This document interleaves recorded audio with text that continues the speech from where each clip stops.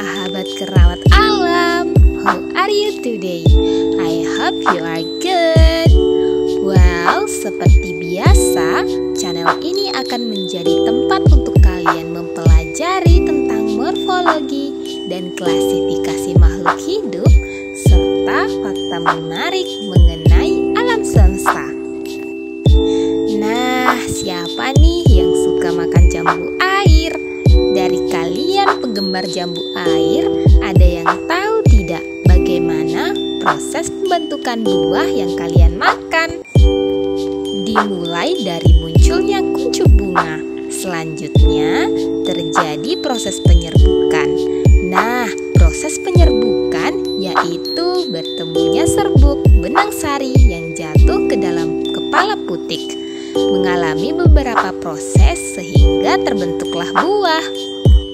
Proses penyerbukan pada bunga terjadi dengan bantuan hembusan angin, tetesan air hujan, hingga serangga maupun lebah pencari sari bunga.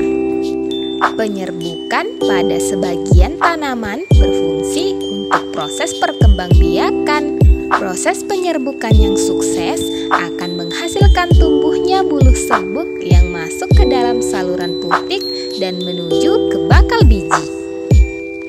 Tanaman dapat diketahui apakah secara alami melakukan penyerbukan sendiri dengan melakukan pengamatan morfologi, terutama pada alat kelamin bunga dan percobaan persilangan sekerabat. Kelengkapan alat kelamin pada bunga suatu tanaman menjadi salah satu dasarnya. Apabila benang sari dan putik terdapat lengkap pada suatu bunga, maka tanaman ini ada kemungkinan melakukan penyerbukan sendiri. Sebaliknya, apabila benang sari dan putik terpisah pada bunga yang berbeda atau mungkin tanaman yang berbeda, maka dapat dipastikan tanaman itu tidak melakukan penyerbukan sendiri secara alami. Kemudian, tumbuhan akan melakukan proses pembuahan dalam bakal biji setelah proses penyerbukan berhasil. Contoh tumbuhan yang bisa melakukan penyerbukan sendiri yaitu padi, kedelai, gandum, jelai, dan masih banyak lagi. Nah, kali ini kita akan membahas proses penyerbukan pada jambu air. Ayo kita kenali jenis penyerbukan jambu air dan termasuk penyerbukan yang mana ya? Jika kita perhatikan, bunga jambu memiliki struktur bunga yang lengkap.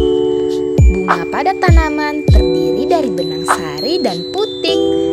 Jika dalam satu bunga terdapat struktur yang lengkap, maka ia dapat melakukan penyerbukan sendiri sehingga kepala benang sari dapat memindahkan serbuk sarinya ke kepala putik. Proses ini dapat terjadi secara alami dengan bantuan angin maupun buatan dengan bantuan tumbuhan dan hewan. Seperti namanya, penyerbukan ini dialami oleh bunga dalam satu tanaman.